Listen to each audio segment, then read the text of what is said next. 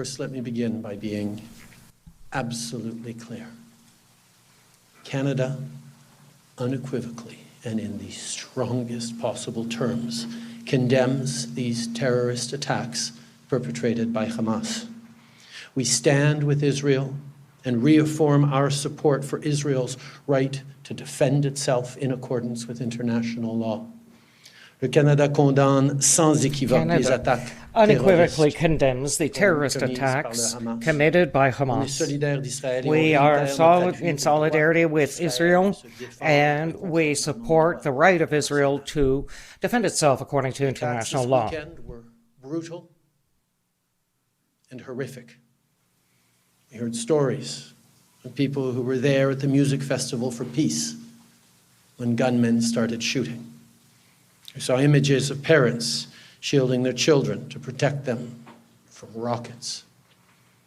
Women and kids have been forced out of their homes and kidnapped. The images and the imagining what it must have been. Middle of the night, as doors were kicked in, people ripped from their beds. It's unimaginable. We know that even Holocaust survivors were kidnapped. The indiscriminate killing of civilians, the sexual violence, the violence against women, children, and elderly people, these acts are sickening and completely unimaginable. On demande la libération immédiate for the immediate freedom of the hostages and that they be treated according to international law. Violence toward the civilian population is never acceptable. Glorification of death and violence and terror has no place anywhere, including, especially here in Canada. So let me be very clear. Hamas terrorists aren't a resistance. They're not freedom fighters. They are terrorists, and no one in Canada should be supporting them, much less celebrating them.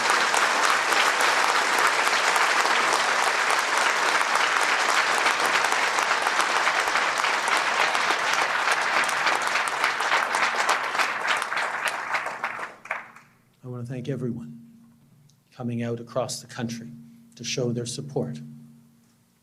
Just a few weeks ago, I was in Toronto to celebrate Rosh Hashanah.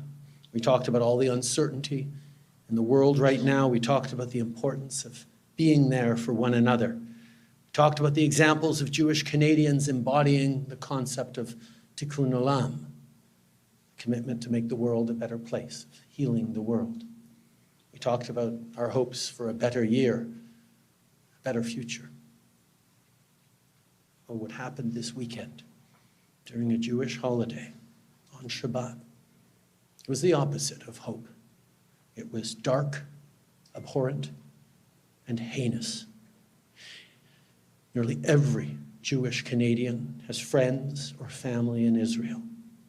Les députés, les membres de notre gouvernement et de nos équipes qui sont de members confession of our juive. government and of our teams who are Jewish, just like so many of you to this evening have friends and family in Israel. Les liens au sein de cette communauté sont justement The relations within this community is exactly what makes it so strong and incredible. The interconnectedness of this community is what makes it so strong and incredible, but it is also what makes it so difficult right now. You're feeling so close yet so far away. You're talking to relatives, you're scrolling social media, you want to be able to help directly. Well, my friends, you are not alone. Canadians stand with the Jewish community, Canadians stand with Israel, and we stand ready to support the Israeli people.